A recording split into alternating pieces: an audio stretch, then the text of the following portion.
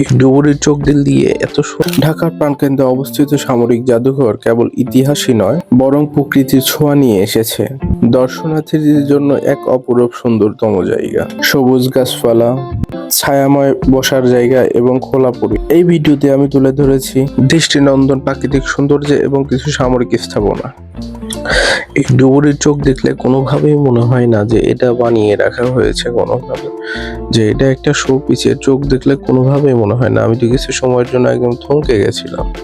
এত দৃষ্টিনন্দন ভাবে যে স্টিল দিয়ে এত সুন্দর করে যে ভাস্কর্য তৈরি করা যায়, সেটা এই সামরিক জাদুঘরে না ঢুকলে আসলে বুঝতেই পারতাম না। যদিও সেখানে ভিডিও করা নিষিদ্ধ, আমাদের ক্যামেরা স্ট্যান্ড বা কিছুই ভিতরে নিতে দেয়নি।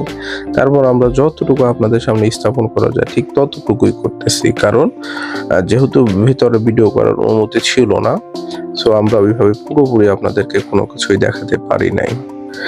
এদিকে ভিডিও শেষ করে আমরা গিয়ে সেই জাহাজে উঠলাম। জাহাজে ওঠার পর যে পরিমাণ ভয় পাইছি, ঝড় উঠে গেছিল পুরাই, যে ডুবে ডুবে যাই কিনা সেই চিন্তা ভাবনায় আমরা বের হয়ে চলে আসলাম। তো আজকের মতো এখানেই শেষ। সবাই ভালো থাকবেন। ভিডিও ভালো লাগলে অবশ্যই শেয়ার করবেন।